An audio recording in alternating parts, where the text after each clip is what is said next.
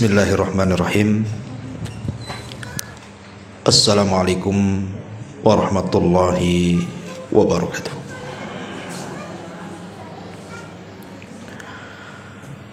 Alhamdulillah. Alhamdulillahilladzi hadana wa kafana wa ja'alana minal muslimin. Asyhadu an la ilaha illallah wahdahu rabbi la syarika lah wa asyhadu anna Muhammadan abduhu wa rasuluhu alladzi la nabiyya ba'da, amma ba'du. Alhamdulillah, segala puja dan puji hanya milik Allah Subhanahu wa taala. Salawat dan juga salam tak henti-hentinya kita curahkan kepada baginda alam Nabi besar Muhammad sallallahu alaihi wasallam. Pembahasan di pagi hari ini kita akan membahas amalan-amalan yang akan masuk ke dalam kuburan dan akan membela orang yang dalam kuburan dari para malaikat yang akan menyakiti kita dalam kuburan.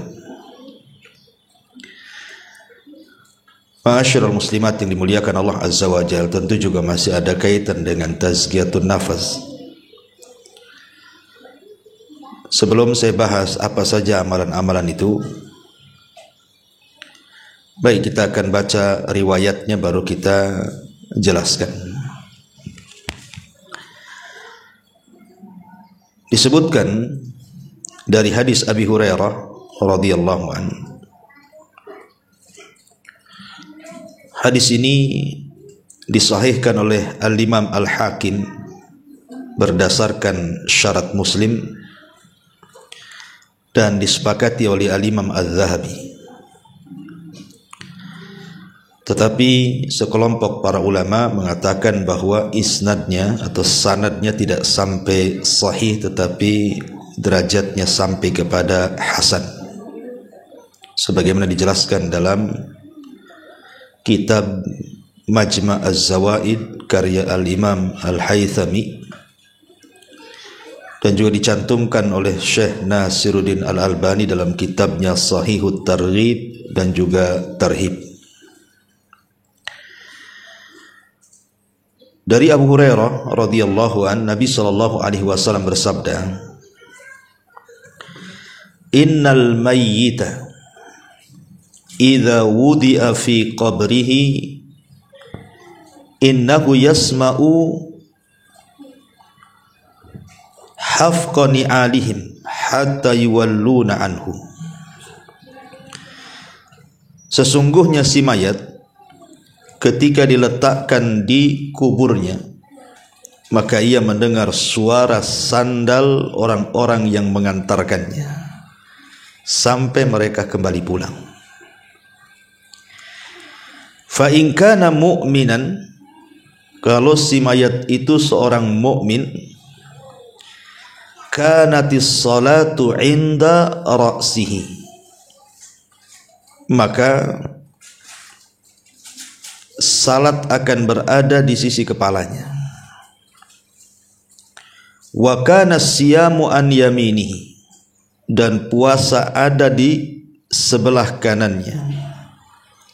Wa kanatiz zakatu an shimalihi, dan zakat di sisi kirinya. Wa kana fi'lul khairat min sadaqati wassilati wal ma'rufi wal ihsani ilan nas inda rijlaihi. Adapun perbuatan-perbuatan baik yang lainnya seperti sedekah, silaturrahim, perbuatan ma'ruf dan kebaikan kepada manusia lain, maka akan berada di sisi kakinya. Fayu'ta min kibali ra'sihi, lalu malaikat akan mendatangi dari arah kepalanya. Fataqulus salatu, maka salat akan berkata, ma kibali madkhalun. Kata salat kepada malaikat yang hendak mendatangi dari arah kepalanya tersebut akan mengatakan, tidak ada jalan masuk dari arahku. Thumma yu'ta an yaminihi, maka malaikat akan mendatangi dari sebelah kanannya. Fayaqulu siyam, maka puasa akan berkata, ma kibali madkhal, tidak ada jalan masuk dari arahku. Thumma yu'ta an yasari, maka malaikat akan datang dari sebelah kiri. Fataqulus az-zakatu, maka zakat akan berkata, ma kibali madkhal, tidak ada jalan dari arahku. Thumma yu'ta min kibali rijlaihi, fataqulu fi'lul khairati min sadaqati wassilati wal ma'rufi wal ihsani ilan nas ma kibali madkhal. Maka ketika malaikat mengarah dari arah kedua kakinya, maka berkatalah amalan-amalan kebaikan dari sedekah, silaturahim, perbuatan yang ma'ruf, berbuat ihsan kepada manusia, tidak ada jalan dari arah kami. Fayuqalu lahu, maka dikatakan kepada si mayat itu, setelah malaikat ini tidak bisa mendatangi dari arah kanan, dari arah akhirnya kemudian si mayat disuruh untuk duduk. Ijlis, duduk kamu. Fayajlis, maka dia pun duduk. Wa qad muthilat lahu syamsu wa qad udhiyat lil ghurubi. Kemudian setelah kemudian disuruh duduk, maka ia pun duduk, dan dihayalkanlah kepada si mayat ini bahwa matahari hampir terbenam. Kemudian dikatakan kepadanya, ara'aitaka hadzal rajul alladhi kana fikum ma taqulu fihi wa ma tashhadu bihi alaihi. Tahukah kamu dengan laki-laki ini yang dahulu ada di tengah-tengah kamu, apa yang kamu katakan tentangnya dan apa yang kamu saksikan atasnya? Fayaqul, maka dia pun berkata, da'uni hatta usalli, jangan sibukkan dengan pertanyaan itu. Ini matahari mau tenggelam, aku mau salat. Fayaquluna, maka para malaikat mengatakan, innaka sataf'al akhbirna amma nas'al anhu. Kemudian dia pun mengatakan, kamu akan melakukannya, tapi kabarkan dulu kepada kami apa pendapatmu tentang laki-laki itu dan apa yang kamu saksikan atasnya. Kemudian orang ini mengatakan, qala fayaqulu Muhammadun asyhadu annahu Rasulullah. Yang kau tanyakan itu maksudnya Muhammad, dan aku bersaksi dia adalah Rasulullah. Wa annahu jaa bil haqqi min indil, dan dia datang dengan kebenaran min indillah, dari sisi Allah.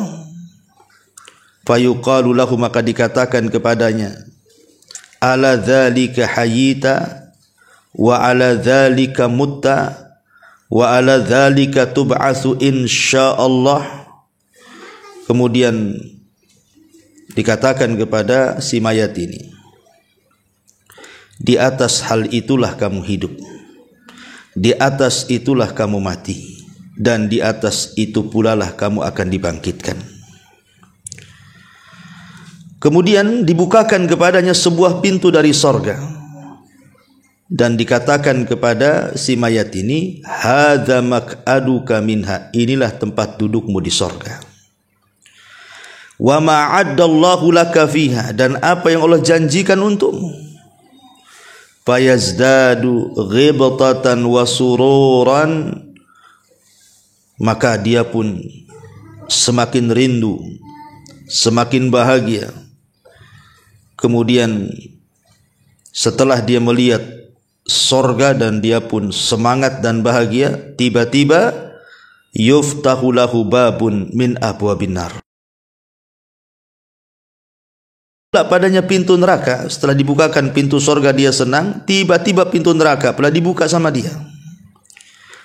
Fayuqalu, dan dikatakan lahu kepadanya, hadza maq'aduka minha, inilah sebenarnya tempat dudukmu. Wa ma'addallahu laka fiha, dan apa yang Allah janjikan untukmu, lau asaitahu, seandainya dulu kau di dunia bermaksiat. Fayazdadu ghibtatan wa sururan, maka dia semakin senang karena tidak jadi kan dimasukkan ke neraka. Summa yufsahu lahu fi qabrihi sab'una dhira'an, kemudian diluaskan kuburnya sejauh 70 hasta. Wa yunawwir lahu fihi, kemudian didatangkan cahaya yang tadinya gelap menjadi terang benderang dalam kuburnya. Wa yu'adul jasadu lima bada'a minhu, ya. Lalu dikembalikan ruhnya ke dalam jasadnya. Kemudian fataj'alu nasmatuhu fi nasami at-tayyibi, kemudian ruh yang sudah dimasukkan ke dalam jasad tadi dalam rupa yang sangat baik, wa hiya tayrun ya'luqa fi syajaril jannah, yaitu seperti seekor burung yang bertengger di pohon-pohon sorga. Qala fadzalika qauluhu ta'ala, itulah makna daripada firman Allah Subhanahu wa taala, yutsabbitullahu alladhina amanu bil qauli tsabit fil hayatid dunya wa fil akhirah. Allah akan meneguhkan orang-orang yang beriman dengan ucapan yang teguh di dalam kehidupan dunia dan di dalam kehidupan akhirat. Surat Ibrahim ayat 27. Inilah teks hadis yang kita akan bahas di pagi hari ini. Ma'asyiral muslimat yang dimuliakan Allah Subhanahu wa taala, lihat kisah tadi, bagaimana orang-orang yang beriman yang ketika di dunia banyak mengamalkan amal saleh. Dari amal-amal yang disebutkan dalam hadis ini, amal-amal itu akan masuk ke dalam kubur dan akan membelanya. Kita urut dari berdasarkan riwayat ini. Pertama, salat. Salat inilah yang akan membela kita di kubur kita. Maka jangan pernah meninggalkan salat. Kenapa kemudian permasalahan kubur itu harus seorang muslim itu lebih memperhatikan dengan sangat dalam? Karena Utsman bin Affan radhiyallahu anhu apabila diingatkan soal kubur itu langsung menangis, Bu. Beda kalau diingatkan dengan akhirat padahal ada neraka di situ. Tapi Utsman biasa-biasa saja. Sehingga dikatakan kepada Utsman bin Affan radhiyallahu anhu, kenapa engkau apabila mendengar kisah-kisah tentang kuburan kau menangis? Tapi kalau diceritakan tentang akhirat kamu biasa-biasa saja.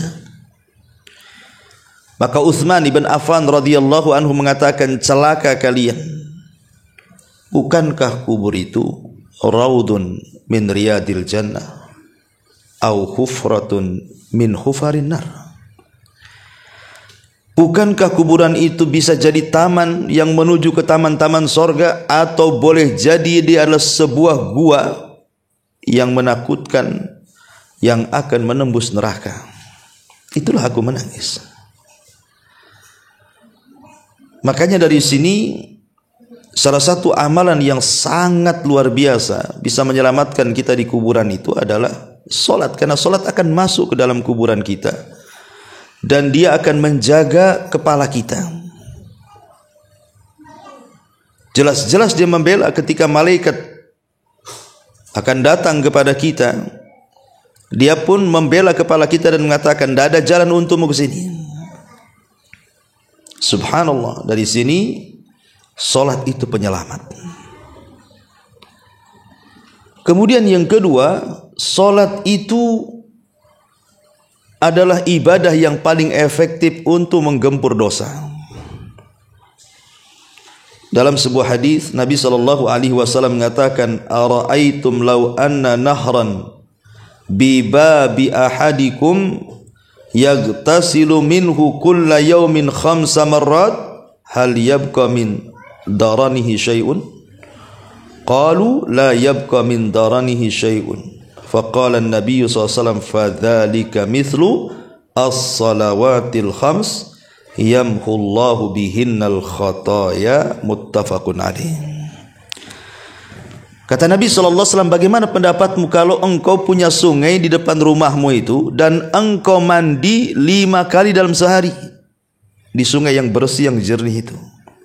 Bukankah aku akan bersih badanmu dari kotoran-kotoran, debu yang menempel di badanmu itu, atau daki-dakimu akan hilang?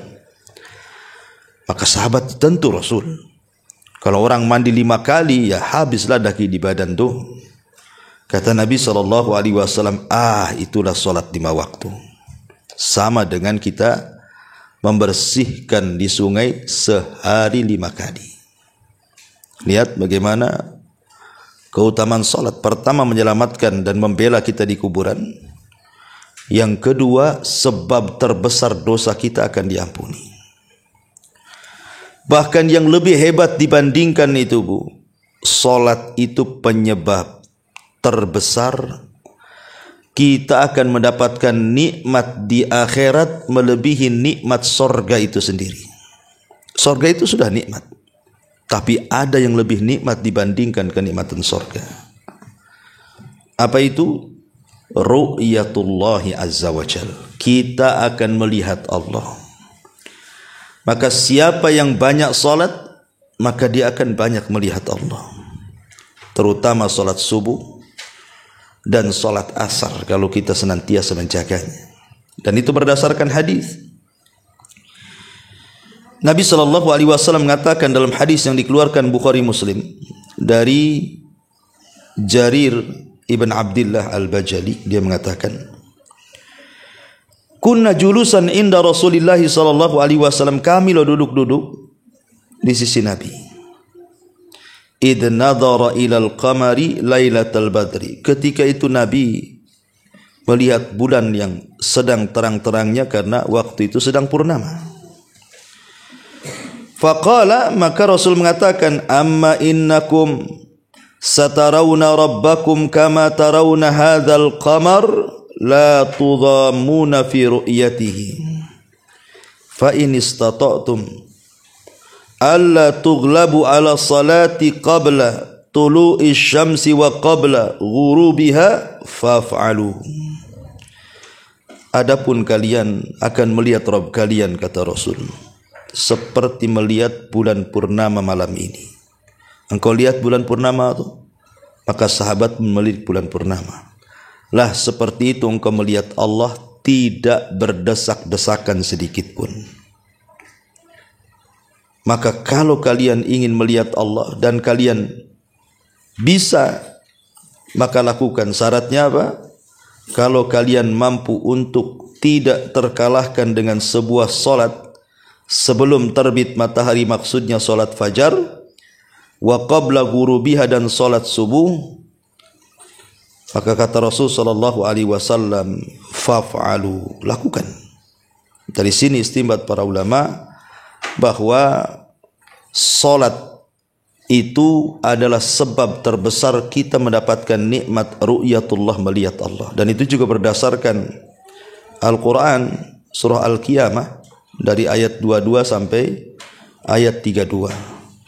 Wujuhu yawma idzin nadhirah ila rabbiha nadhirah wa wujuhu yawma idzin basirah tadhunnu alla yaf'ala biha faqirah. Kalla idza balagatit taraqi wa qila man raq wa dhanna annahu al-firaq wal taffatis saqu bisaq ila rabbika yawma idzinil masaq fala saddaqa wala shalla walakin kadzdzaba wa tawalla. Wajah-wajah orang yang beriman pada hari itu berseri-seri, kepada Tuhannya lah mereka melihat, dan wajah-wajah orang kafir pada hari itu muram. Mereka yakin bahwa akan ditimpakan kepadanya malapetaka yang dahsyat.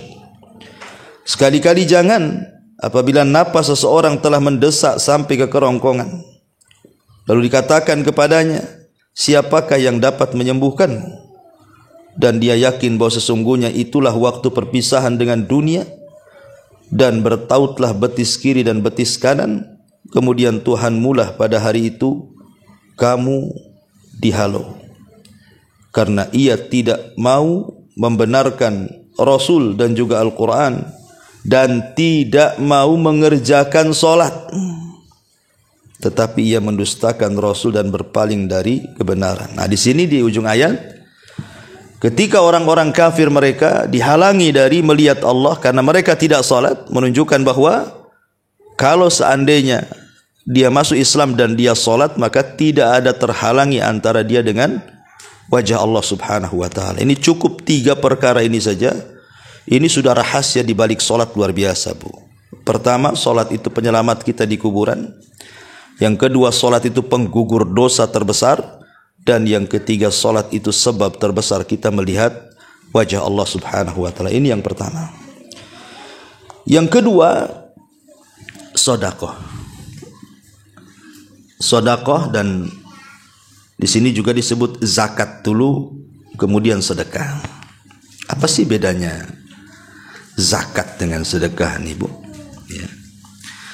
Ma'asyiral muslimat yang dimuliakan Allah subhanahu wa ta'ala, tentu ada perbedaan antara zakat dengan sedekah, Bu. Ya, walaupun terkadang dalam Al-Quran itu mengistilahkan zakat dengan sedekah, seperti disebutkan dalam surah Taubah itu kan, Bu, di mana Allah subhanahu wa ta'ala mengatakan dalam ayat ke-60, innamas shadaqatu lil fuqara, dan seterusnya. Jadi Allah membahasakan zakat itu dengan sedekah. Tetapi sebenarnya ada perbedaan antara zakat, sedekah, dan juga infak. Ya, apa bedanya dari 3 kata yang sering kita dengar itu? Kita akan membahas apa perbedaan zakat dengan sedekah dulu. Zakat itu, Bu, itu diwajibkan Islam dengan benda-benda tertentu seperti emas, perak, pertanian, perdagangan, hewan ternak. Nah, itu khusus, itu berkaitan dengan itu zakat itu. Tapi kalau sedekah tidak mesti, ya, tidak mesti dengan yang sudah ditetapkan. Pamannya kalau zakat ternak, ada unta, ada sapi, ada kambing. Kalau sedekah tidak perlu, boleh juga pakai ayam, kan gitu ya. Mentok, bebek, terserah. Ya, lebih umum sedekah itu. Kemudian kalau zakat itu kan ditentukan tuh haul dan nisabnya, Bu. Harus setahun. Ya, kemudian ada nisabnya. Kalau sedekah kan tidak ditentukan, harus setahun, dan tidak ditentukan kadar nisabnya juga gitu ya. Kemudian yang ketiga, zakat itu diberikan kepada orang-orang tertentu yang disebutkan oleh surah At-Taubah 60 itu kan 8 asnaf. Tapi kalau sedekah sama orang kaya pun boleh. Ya, namanya sedekah, nolong, ya kan?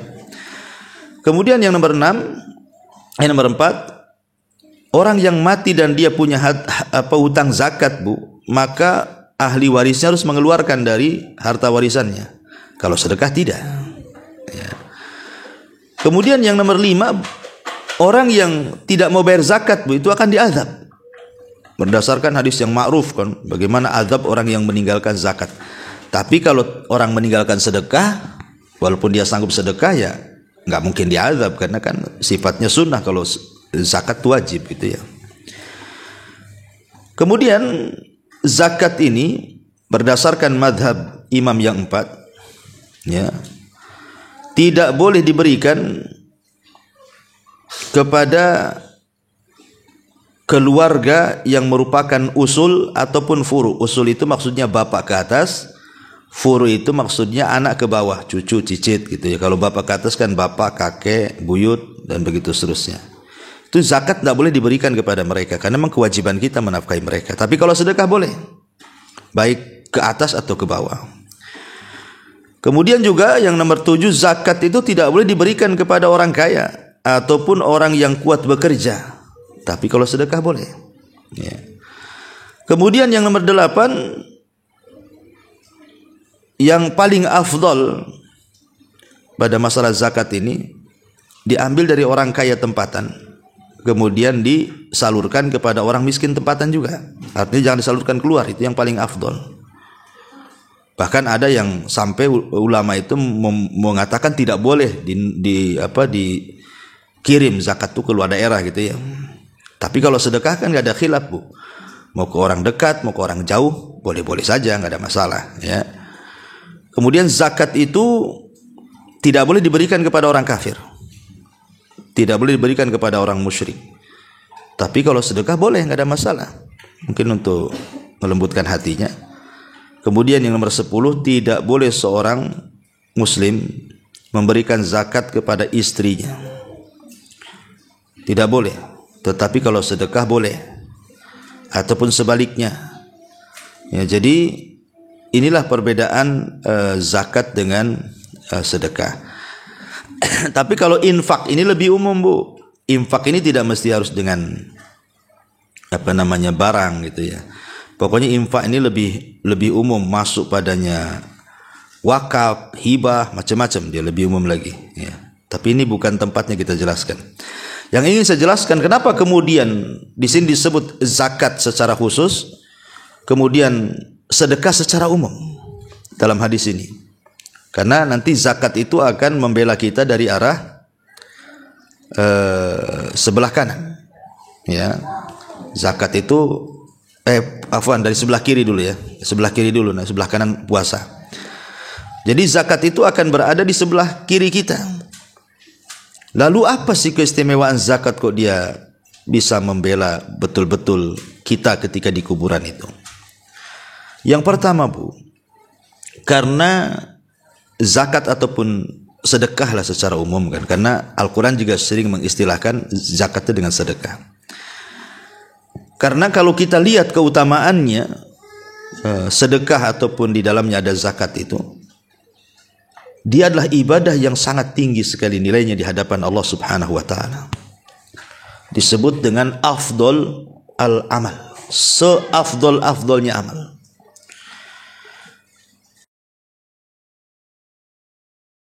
Maka Rasul mengatakan idkhal as-surur 'alal mu'min, memasukkan kebahagiaan kepada hati seorang mukmin. Dengan cara apa? Yaqdi an hudainan, ikut membayarkan hutang. Dan membayar hutang bisa dari uang zakat. Ya, jadi ada saudara kita terlilit hutang, kemudian kita punya tanggungan zakat, maka kita zakatkan kepada orang yang terlilit hutang supaya bayar hutang. Kemudian yaqdi lahu hajah, ataupun kepada orang yang punya hajat, mungkin dia miskin, kelaparan, dan begitu seterusnya, sehingga butuh dibantu, zakat bisa disalurkan. Karena bagaimanapun orang-orang fakir dan miskin masuk dalam asnaf zakat, dan juga masuk dalam sedekah juga. Ya. Termasuk juga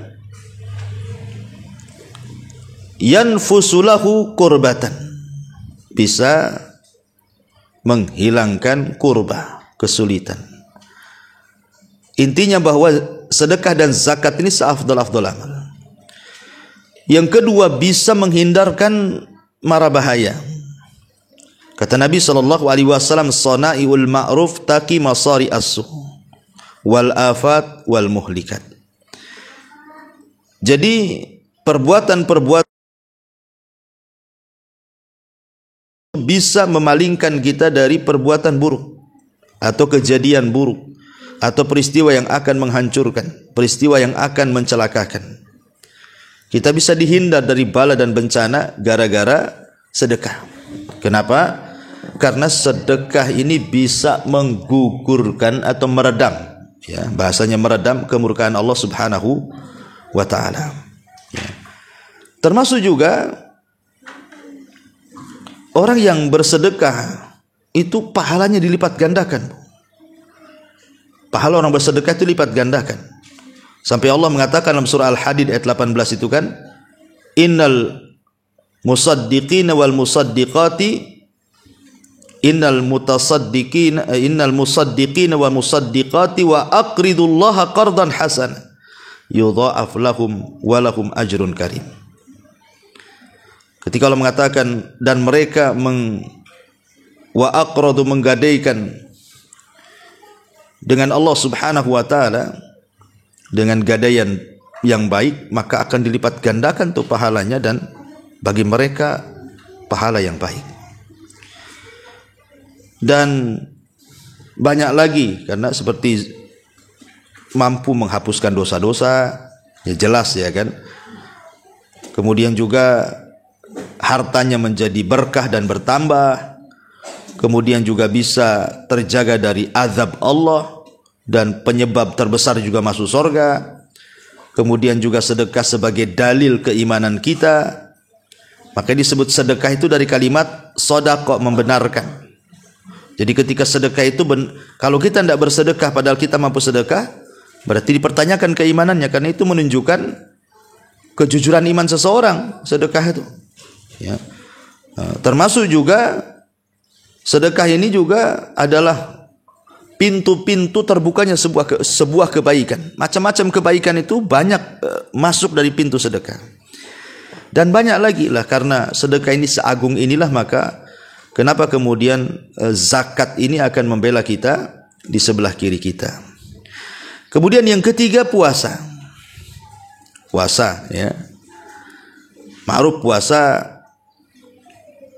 jelas keutamaannya, karena satu hari ibu berpuasa di jalan Allah Subhanahu wa taala, kata Nabi SAW, man shoma yauman fi sabilillah ba'adallahu wajhahu anin nari sab'ina kharifa, maka wajah ibu akan dijauhkan dari api neraka itu 70 tahun perjalanan.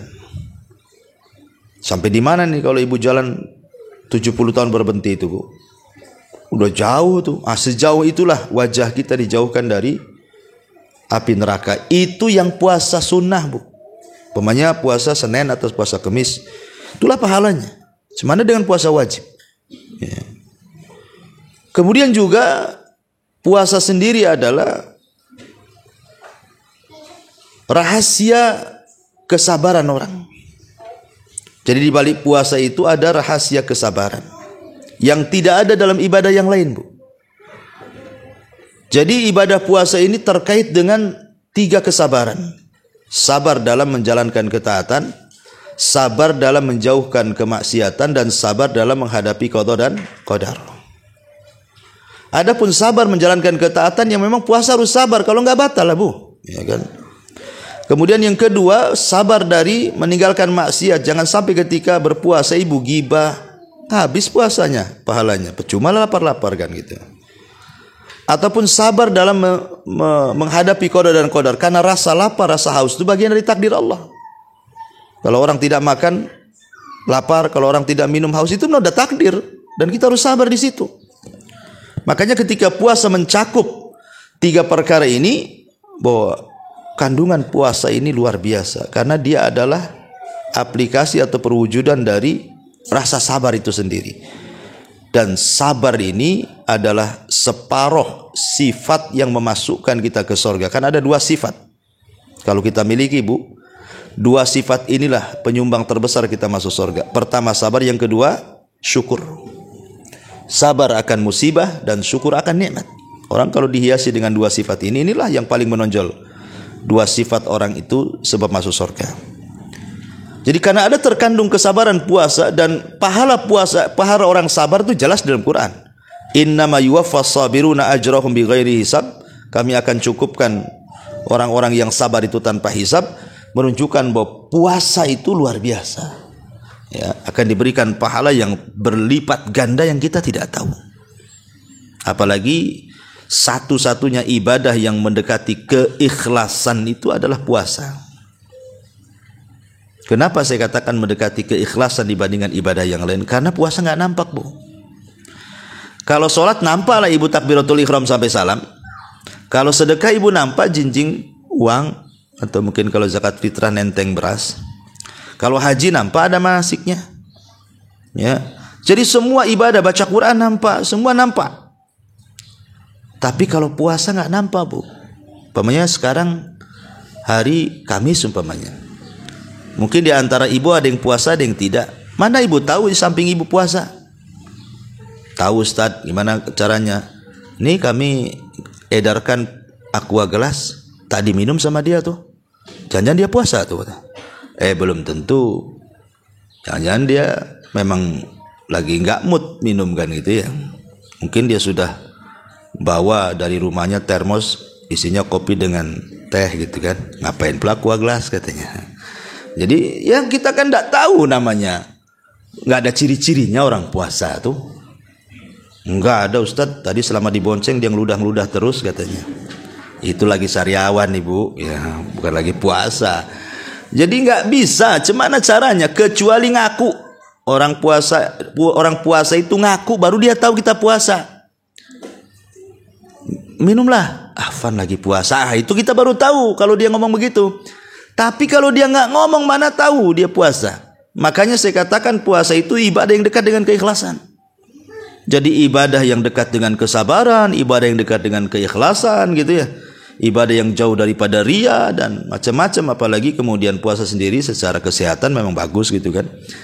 Lah sebab itulah maka puasa pun adalah salah satu ibadah yang akan masuk ke dalam kuburan kita dan akan berada sebelah kanan kita, dan setiap malaikat mau datang dari sebelah kanan dia mengatakan tidak ada jalan untukmu, nyingkir sana, nggak boleh, ini nggak ada jalan untukmu, dipagari sama puasanya. Jadi dari atas dipagari oleh sholat, kemudian sebelah kanan oleh puasa, sebelah kiri pula oleh zakat. Nah, berarti tinggal sebelah kaki aja, ya kan? Kepala selamat, kanan selamat, kiri selamat, berarti yang tidak selamat tinggal kaki ini. Tapi kaki pun akan selamat kalau seandainya kita mengerjakan kebaikan atau kebajikan, kemudian di antaranya disebut dalam hadis ini pertama sedekah, dan tadi saya sudah bahas. Kemudian yang kedua silaturahim, ya, menyambung silaturahim yang putus dengan saudara, dengan kerabat, dengan orang tua disambung gitu ya. Kemudian wal ma'ruf, ya, dan juga al ma'ruf. Apa itu ma'ruf? Ya, ma'ruf itu ya macam-macam penafsiran para ulama, seperti umpamanya ma'ruf itu setiap kebaikan itu disebut ma'ruf. Ya, setiap kebaikan itu disebut ma'ruf. Umpamanya ibu senyum, itu bagian daripada ma'ruf. Ibu nolong orang, itu bagian ma'ruf gitu ya. Pokoknya hal-hal yang dipandang baik itu disebut ma'ruf. Kemudian juga al-ihsan ilal ghair, berbuat baik kepada orang lain. Al-ihsan dikatakan oleh Imam At-Tabari, artinya antakuna sariratuhu ahsan min alaniyatihi. Jadi yang dimaksud ihsan itu yang tersembunyi itu harus lebih baik dibandingkan yang nampak. Yang tersembunyi di hati itu lebih baik dibandingkan yang tampak. Tapi kan kita malah terbalik, yang tampak lebih baik. Makanya sering saya nasihatkan, Bu. Kadang-kadang ada orang yang mungkin dapat hidayah baru masuk gitu kan. Kemudian dia mulai ngaji, dengar YouTube, mulai pakaiannya baguslah, nutup aurat, ya, pakaiannya besar-besar, pakai niko, pakai jilbab, pakai kaos kaki kan gitu. Jangan sampai hijrah itu hanya sekedar hijrah pakaian. Itu yang banyak di masyarakat nih. Hijrah itu cuma pakaiannya saja. Jadi yang ketika dia hijrah itu yang dipikirkan itu pakaian aja.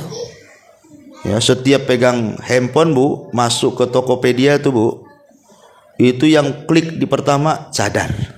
Keluar macam-macam cadar kan. Pakaian syar'i, keluar macam-macam. Itu aja ditengok tuh. Kemudian pikir nih, gimana belinya? Di mana? Gimana cara dapat duitnya? Akhirnya harus dikumpulkan nih setahun baru bisa nih. Nah, jadi atau kalau keluar itu dandan di kaca itu sampai mau pecah kacanya Bu. Jadi mungkin saking lamanya gitu ya. Itu kan takut mereng, takut ada binti, takut apa. Apa yang mau dilihatkan ibu aja pakai cadar kan gitu. Nah, ibu mau lihatkan pakaian kan berarti di situ. Lah jangan sampai hijrah itu hanya di pakaian. Jangan sampai itu enggak ihsan namanya. Karena ihsan itu disebutkan oleh Imam Tabari yang di dalam itu harus lebih baik dibandingkan yang di luar. Ya, karena banyak gitu ya. Kok udah ngaji masih gibahnya lebih dahsyat dibandingkan ketika masih belum ngaji. Kenapa saya katakan lebih dahsyat? Karena kalau belum ngaji, mungkin belum tahu ilmunya Bu, belum tahu dosanya. Yang gibah aja dia kerjanya. Ini udah ngaji, udah tahu dosanya.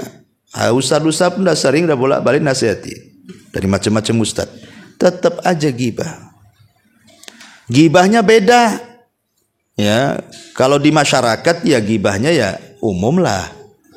Biasanya gibah tetangga kalau baru beli motor, beli mobil, bisa bangun rumah, ada tamu. Itu mulai itu digibahi sama dia itu. Tapi kalau udah ngaji, ya itu juga bagian gibah. Tapi biasanya gibahnya lain. Ya gibahnya agak syar'i lah. Nggak ada gibah syar'i itu ya. Ya gibah ya dosa lah.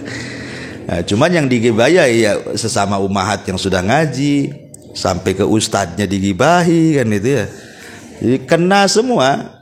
Gibah masalah dilarang, jangan ngaji ke sana. Itu saya dengar Ustadz Anu itu gini. Ustadznya yang kena. Ya, itu kan gibah Bu.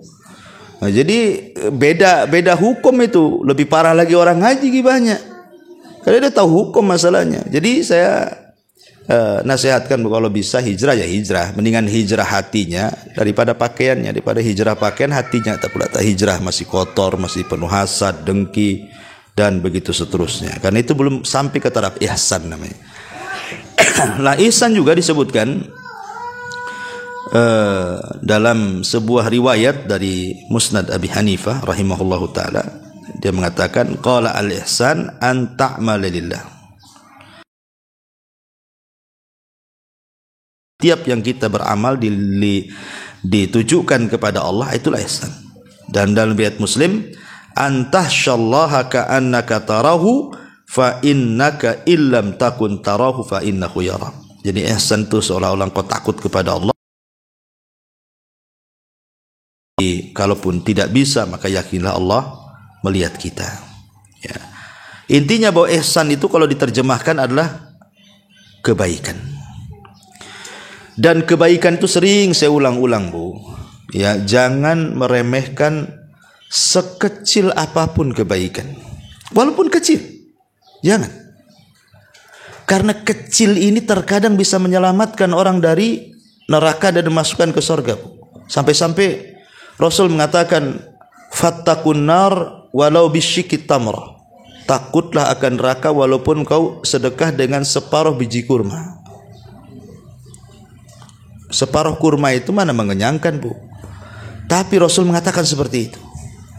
Karena nanti pada hari kiamat itu ada orang-orang Bu diletakkan di tempat yang paling tinggi di antara sorga dan neraka yang disebut dengan Ashabul A'raf. Ashabul A'raf itu diletakkan di tempat yang tinggi sekali. Kalau dia memandang sorga, pengenlah dia masuk sorga. Kalau dia memandang neraka, nampaklah kawan-kawan dia yang bejat-bejat itu di neraka. Dia pun mencaci maki orang-orang yang masuk neraka, kemudian dia pun takut kalau dimasukkan ke dalam neraka. Kenapa coba Ashabul A'raf itu kok diletakkan di tengah-tengah gitu? Padahal kebaikannya banyak, Bu. Harusnya kan dia masuk surga. Rupanya yang menghalangi dia masuk surga karena kejahatannya sama dengan kebaikannya. 50-50, 50%, 50%. Sehingga dia tidak masuk surga karena kejahatannya 50%, tidak bisa dimasukkan ke neraka karena ada kebaikan 50%. Coba kalau seandainya dari 50% yang ia punya dari kebaikan itu, mungkin ditambahlah dengan cara tadi infak walaupun separuh kurma. Kan ada nambah poin, Bu. Okelah nambah poin 1. Atau dengan 1 rakaat salat witir, atau 1 ayat dalam Quran. Tentukan dari yang tadinya 50% ke 50%, anggaplah kebaikannya tambah 1, 51% kebaikannya, dan keburukannya 49%, yakin masuk surga, Bu. Tapi sebaliknya kalau angka 1 itu dipindah ke keburukan, kebaikannya 49%, kemudian keburukannya 51%, wah itu dipastikan masuk neraka, Bu. Karena manusia itu terbagi menjadi 3 kelompok. Kelompok yang pertama yang berat timbangannya, walaupun hanya 1%, direct masuk surga, nggak ada cerita neraka. Kedua, orang yang berat timbangan buruknya, direct masuk neraka. Ya tentu tergantung amalannya, apakah dia lama atau tidak neraka. Kemudian yang ketiga yang tengah-tengah, kebaikan dan keburukannya sama, itulah Ashabul A'raf. Jadi jangan sampai dalam sehari ini kita tidak berbuat baik. Ya mungkin berbuat baik itu kan maksudnya baik kepada diri sendiri, kepada orang lain, atau kepada Allah. Banyak kok caranya kok kita bisa mendapatkan pahala dalam 1 hari itu. Jangan 1 hari 1 detik pun itu bisa ibu bisa dapat pahala. Zikir aja lah, subhanallah, nggak sampai 1 detik dapat pahala. Ya, jadi jangan sampai remehkan, kata Rasulullah, tahqiranna minal ma'rufi syai'an walau antal wajhaka biwajhin talqin. Jangan remehkan sekecil apapun kebaikan, hatta walaupun hanya sekedar melemparkan senyum kepada saudaramu. Wallahu a'lam. Inilah tema kita. Taib, sebelum saya tutup, kita buat tanya jawab.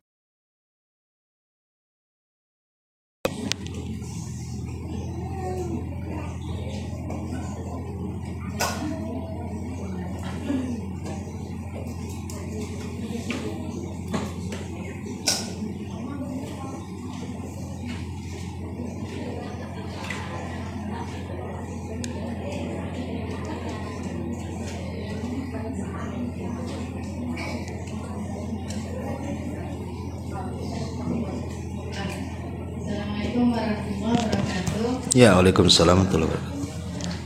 Ini tentang ashabul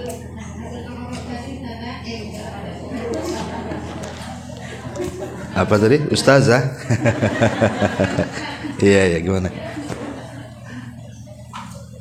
Itu kan diletakkan di tempat yang tertinggi, itu yang sama berarti saja. Iya. Jadi itu apakah selamanya di situ atau bagaimana saja? Iya. Ashabul A'raf itu sebagian ulama menjelaskan bahwa mereka orang yang terakhir dihisab.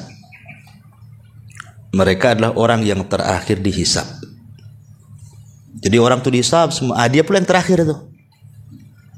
Tetapi ujung-ujungnya Ashabul A'raf masuk surga juga dengan syafaat. Ya, tapi kan dia harus tunggu di situ lama. Karena nunggu orang dihisab satu-satu, baru yang terakhir mereka kan.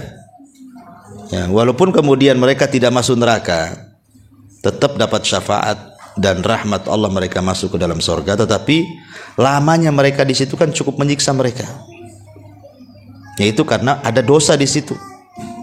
Tetapi juga tidak diazab seperti penduduk neraka karena ada pahala di situ. Ya tidak selamanya di situ, tetap ujung-ujungnya masuk. Karena di akhirat itu tidak ada 3 tempat, yang ada cuma 2. Ujung manusia itu cuma 2, masuk neraka atau masuk surga. Ashabul A'raf itu hanya menunggu hisab saja. Ya, jadi ujung-ujungnya cuma 2 tempat itu saja. Wallahu a'lam. Oh iya.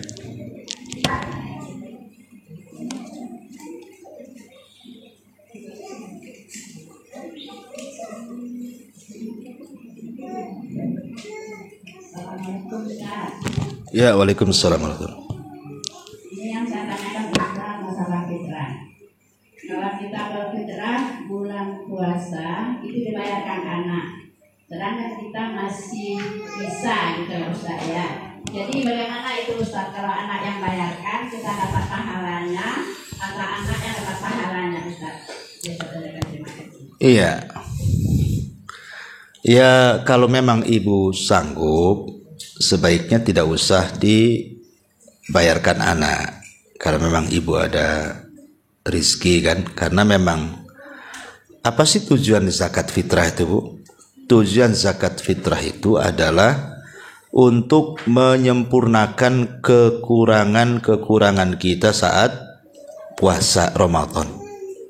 Ya, kita tidak tahu lagi puasa, mungkin kita ini gibain orang, ya kan? Mungkin kita dusta, mungkin kita jelekin orang, rendahin orang, kan kita tidak tahu, Bu. Sama dengan sholat, kadang khusyuk, kadang tidak, kadang melamun, ya kan? Sholat kan gitu juga, Bu. Lah sholat rawatib itu bisa nembel kekurangan sholat wajib. Lah zakat fitrah itu untuk menembel kekurangan ibu puasa selama Ramadan. Jadi dikurangi dengan, disempurnakan dengan zakat fitrah itu. Karena itu untuk membersihkan orang yang berpuasa. Itu salah satunya fungsinya, karena banyak fungsi yang lain kan. Cuman ini salah satu fungsi yang berdasarkan nas hadis seperti itu. Tuhratun lis-shaimin, untuk membersihkan orang-orang yang berpuasa. Sehingga kalau bisa jangan difitrahkan orang kalau kita sanggup. Ya, fitrahkan diri sendiri saja.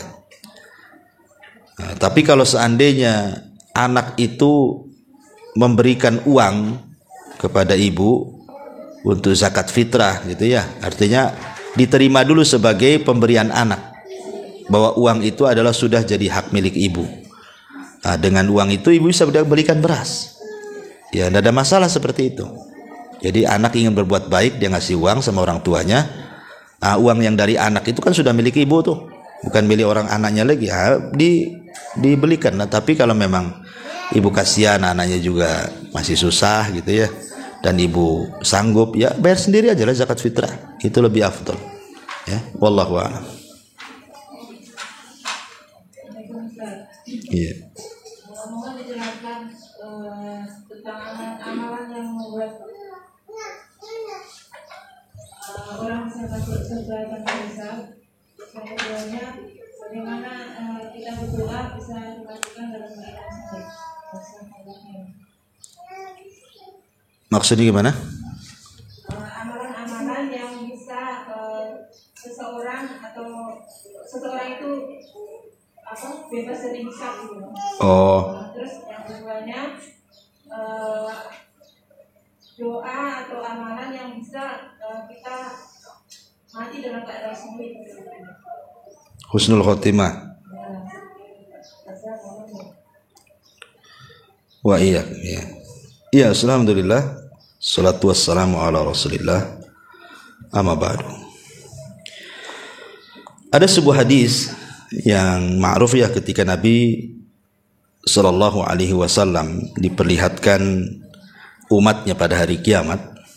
Jadi ada di antara umatnya itu 70.000 yang masuk surga tanpa hisab dan adab.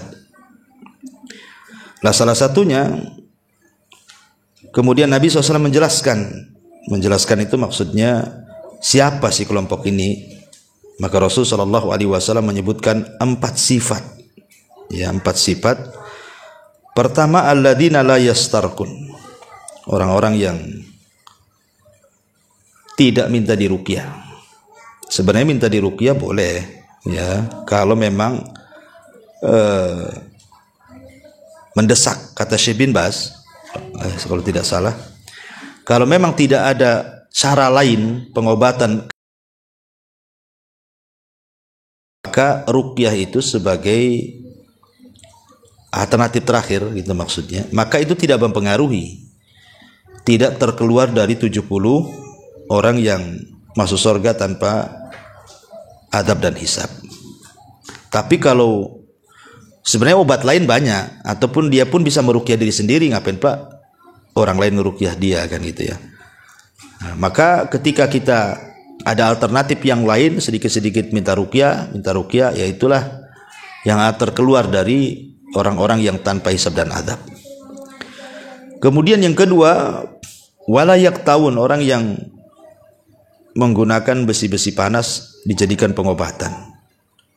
Kenapa? Karena ini mengurangi tauhid. Sama dengan ruqyah, minta ruqyah mengurangi tauhid karena takut ada ketergantungan hatinya dengan si peruqyah, bukan dengan Allah. Ataupun orang yang berobat dengan besi yang disundut itu, dengan besi panas, takut timbul rasa takut yang berlebihan sehingga dia takut kepada besi bara api dibandingkan takut dia kepada Allah Subhanahu wa taala. Ya. Kemudian kata Nabi SAW, menganggap sial barang, benda, binatang, mimpi, itu karena mengurangi tauhid juga. Dan yang terakhir, wa ala rabbihim yatawakkalun, dan kepada Rabbnya mereka pun bertawakal kepada Allah Azza wa Jalla. Memang ini agak berat Bu, ya berat ya. Tawakal itu bukan perkara yang mudah, memang berat sekali karena itu kan menyandarkan hati kepada Allah. Terkadang ketika kita ini diuji oleh musibah saja, kadang-kadang hati kita ini bisa berubah, ya. Nggak susah untuk tawakal kepada Allah tuh. Baru diuji sedikit saja kita tawakalnya kepada makhluk. Ya, kadang-kadang seperti itu. Tapi kalau orang bisa melalui 4 perkara ini, ya insya Allah berdasarkan sabda Nabi dia akan masuk surga tanpa hisab dan azab. Termasuk juga para mujahidin, ya, orang-orang yang berjihad di jalan Allah Subhanahu wa taala. Ya, tetapi apakah orang yang mati syahid itu juga harus mati di medan tempur? Tidak. Niat ingin mati syahid aja kalau meninggal di rumahnya sudah dianggap mati syahid. Ya. Ya, intinya Bu, banyak-banyak berdoa minta kepada Allah agar diwafatkan kelak tanpa hisab dan azab. Ya. Ini yang pertama. Pendek-pendek aja. Yang kedua tadi, penyelamat apa tadi? Amalan penyelamat azab kubur. Ulangi Bu. Oh, dimatikan dalam keadaan husnul khotimah. Ya banyak Bu. Intinya kalau husnul khotimah kan berkaitan dengan amal soleh Bu. Pokoknya Bu, banyak amalan-amalan yang jelas. Seperti umpamanya ibu sebelum tidur. Sebelum tidur itu Bu, ibu perbanyaklah di situ, entah baca Quran, entah zikir, doa-doa tidur, ya. Perbanyak amal soleh sebelum tidur itu. Kalau Allah Subhanahu wa ta'ala takdirkan kok ibu nggak bangun lagi alias mati, insya Allah Bu, ibu husnul khotimah. Kalau sebelum tidurnya ibu tidak melakukan maksiat dan disibukkan dengan ibadah. Kenapa? Karena orang yang menjaga wudhu saja sebelum tidur, umpamanya ibu belum tidur kemudian menjaga wudhu, saat ibu tidur itu jadi ibadah Bu. Karena ada malaikat samping kiri-kiri, samping kanan kiri ibu. Kalau ibu berguling ke arah kanan, malaikat sebelah kanan mengatakan, ya Allah ampuni orang ini, ya Allah rahmati orang ini. Apabila dia berguling ke sebelah kiri, maka malaikat sebelah kiri juga akan mengatakan sama, ya Allah ampuni orang ini, ya Allah rahmati orang ini. Masalahnya ini guling-guling sana sini Ustaz. Tetap dia didoakan malaikat sampai pagi. Sehingga kalau Allah takdirkan didoakan malaikat sampai pagi, otomatis dia kalau meninggal husnul khotimah lah. Jadi orang itu mudah melihat husnul khotimah atau tidak, lihat amalan sebelum tidurnya Bu. Kalau amalan sebelum tidurnya begadang, maksiat, dugem, minum dan begitu seterusnya kan. Kemudian pulang langsung tidur, kok besoknya enggak bangun lagi, itu alamat sul khotimah tuh. Ya, kemudian juga selain daripada itu yang khusus ya seperti talabul ilmi. Ibu datang dari rumah kemari niatnya karena ingin belajar. Allah takdirkan di tengah jalan mungkin ada yang ugal-ugalan, ibu sudah hati-hati tetap juga ditabrak orang, Allah takdirkan pula meninggal. insya Allah meninggalnya husnul khotimah. Kenapa? Karena memang sedang berjalan ke tempat ilmu.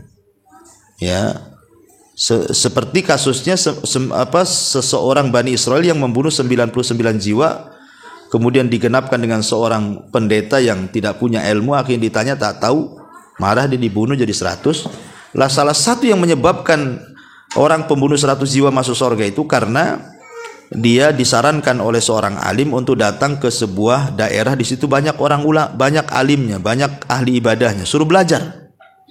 Makanya dia semangat menuju desa tersebut, di tengah jalan dia meninggal. Tapi Allah takdirkan masuk surga kan, baru melangkah dia tuh. Ya, jadi dan banyak lagi, intinya perbanyak amal soleh, perbanyak zikir, perbanyak istighfar. Karena bagaimanapun ada hadis yang mengatakan manusia itu bangkit atau dibangkitkan pada hari kiamat sebagaimana ketika dia mengakhiri kehidupannya, dan orang itu akan diwafatkan oleh Allah sebagaimana kebiasaan hidupnya.